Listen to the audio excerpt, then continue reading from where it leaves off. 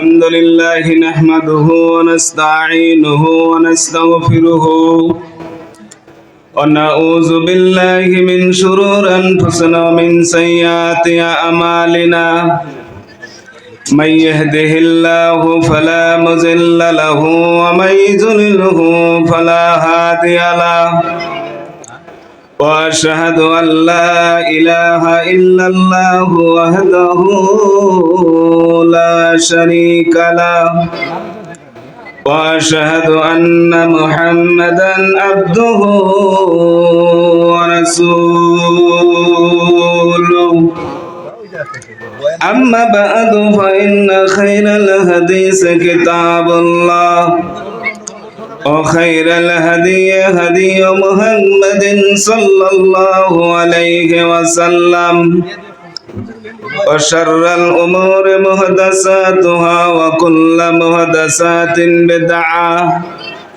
وكل بدعة ضلالة وكل ضلالة في النار فقد قال الله تعالى في كلامه المزيد والفرقان الحميد أعوذ بالله من الشيطان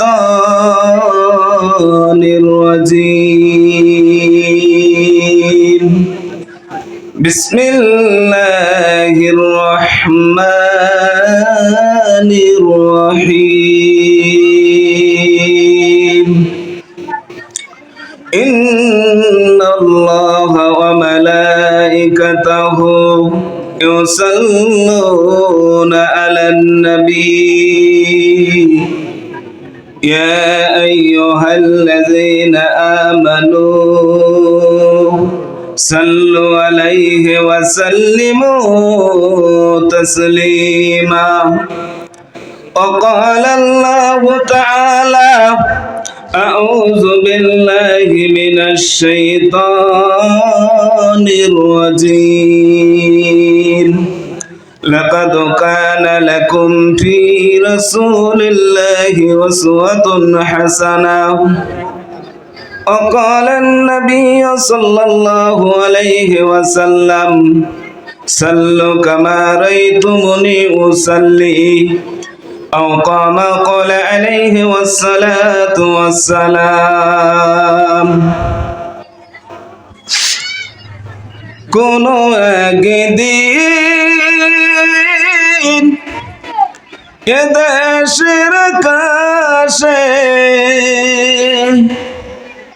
কালিমার পতাকা তুলবে সেদিন সবাই খোদাই বিথাকবে দুঃখ বেদনাকে ভুলবে কোনো একদিন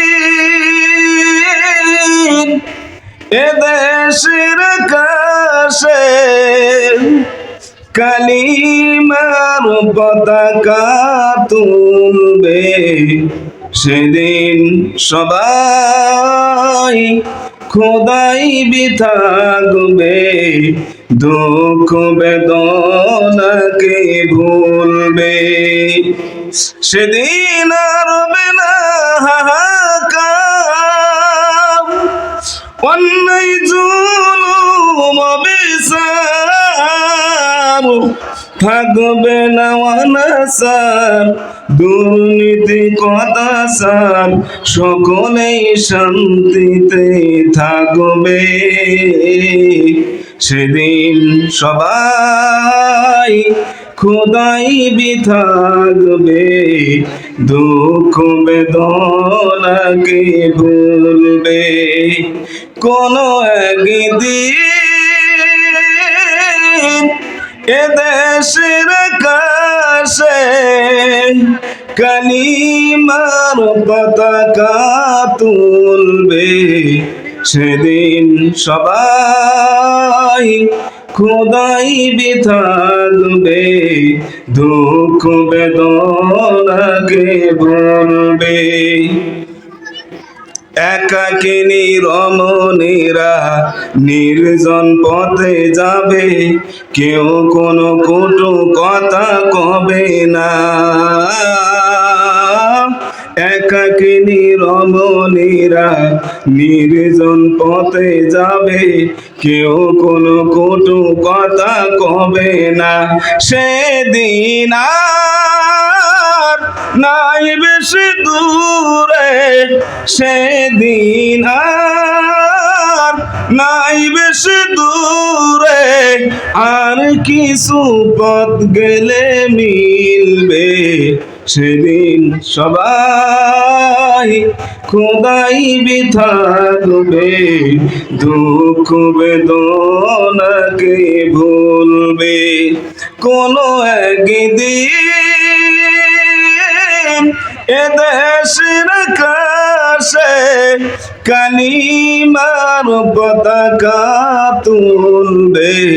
সেদিন সবাই খোদাই থাকবে, দুঃখ বেদনাকে ভুলবে। আলহামদুলিল্লাহ, আজকের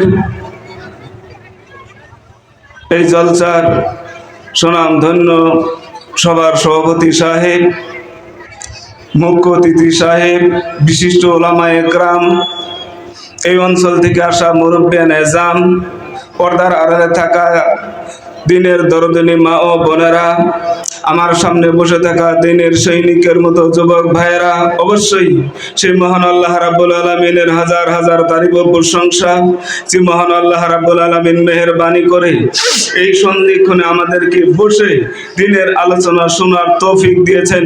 অথচ আল্লাহ রাব্বুল আলামিন আমাদেরকে পছন্দ করেছেন, ভালোবেসেছেন বলে আমাদেরকে একত্রিত করে বসেছেন। আর অনেক মানুষ আছে এখনো বাজার ঘরেতে হয়তো ঘুরে বেড়াচ্ছেন, কি করছেন না করছেন।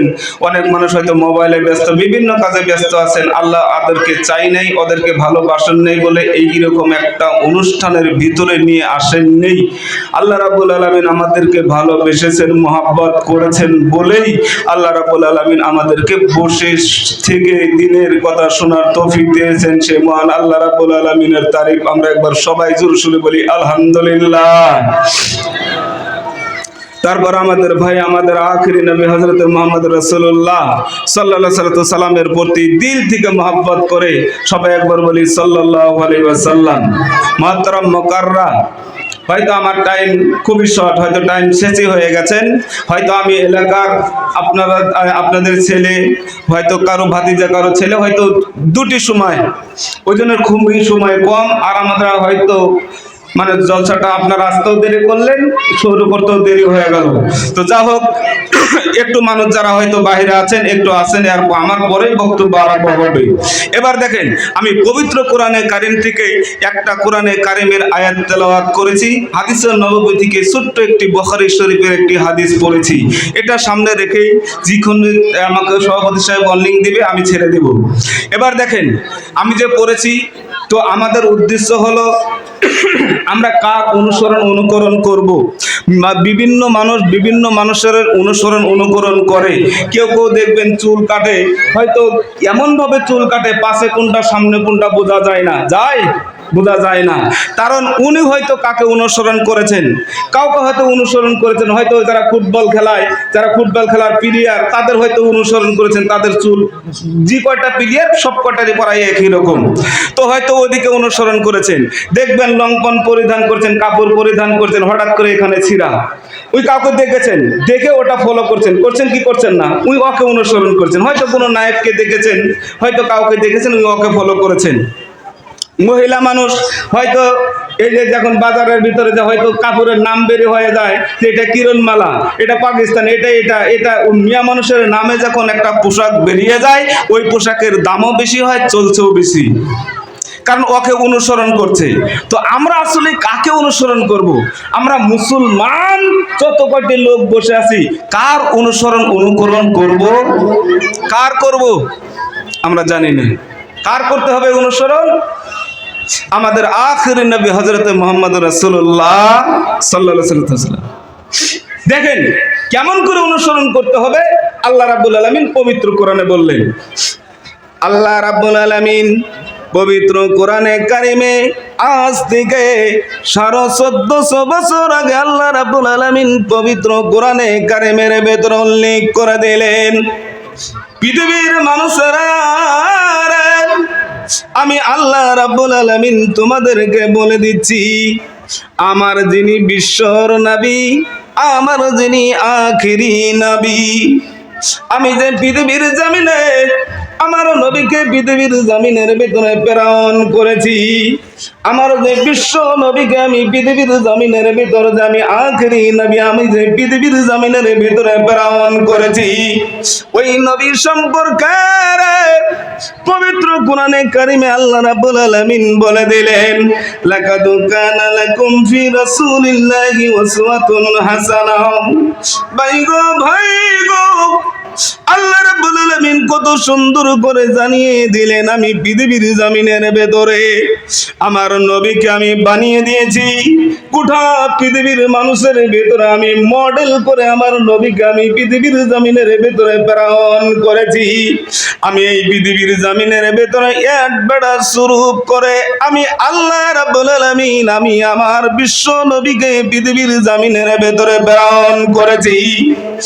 মনে মনে ধারণা করবেন আল্লাহ রাব্বুল আলামিন আমার নবীকে কেমন অ্যাডভার্টাইজমেন্ট করে পাঠিয়েছেন।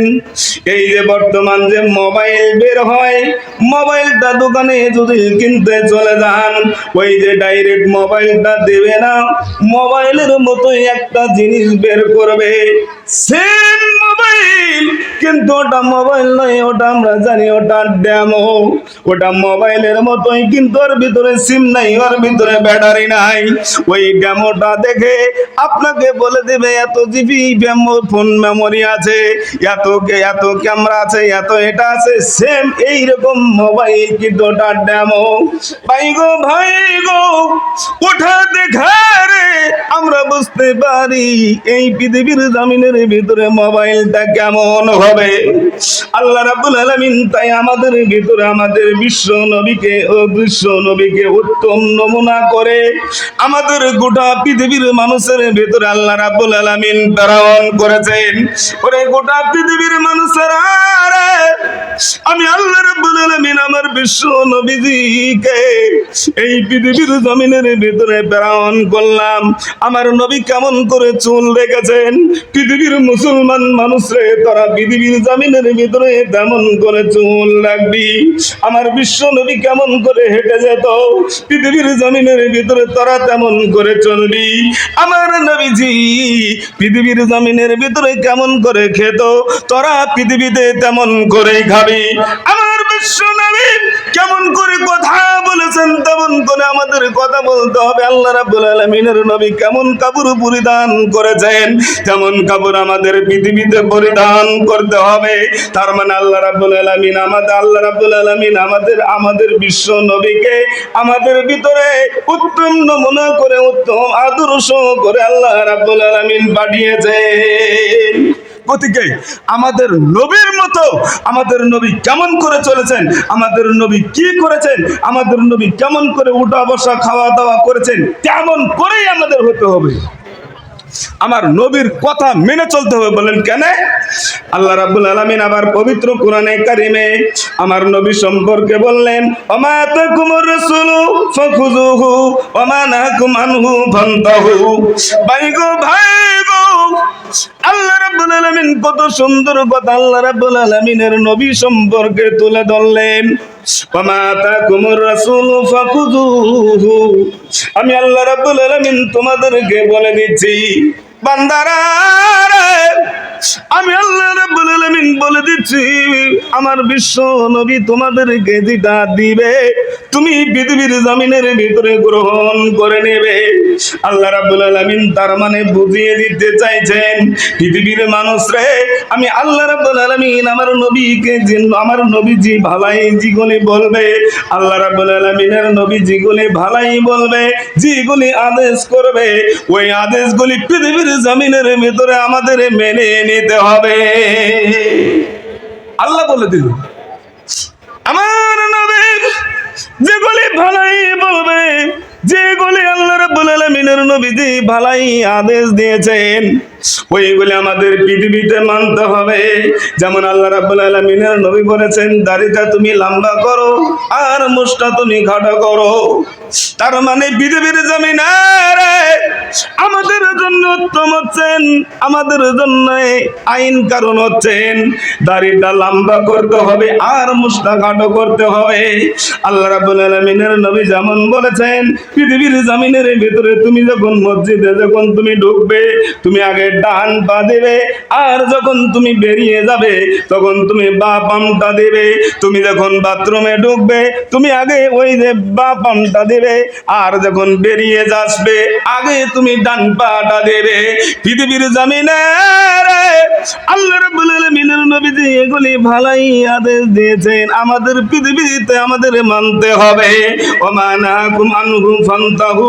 আল্লাহ রাব্বুল আলামিন এবার বলে দিলেন, ওরে পৃথিবীর মানুষেরা রে, আমি আল্লাহ রাব্বুল আলামিন বলে দিচ্ছি, এই পৃথিবীতে আমার নবীজিটা তোমাদের নিষেধ করে দেবে, আমার নবীজিটা তোমাদের বারণ করে দেবে, আমার নবীজিটা তোমাদের নিষেধ করে দেবে, ওই থেকে তোমরা দূরে থেকো, জীবনেও যেন আর কাছে তুমি যাও না। তার মানে আল্লাহ রাব্বুল আলামিনের নবী যে বলেছেন, তুমি যেন দাড়ি যেন কেটিও না, তুমি যেন মুসলমান হয়ে তুমি যেন দাড়িটা যেন চেঁচো না।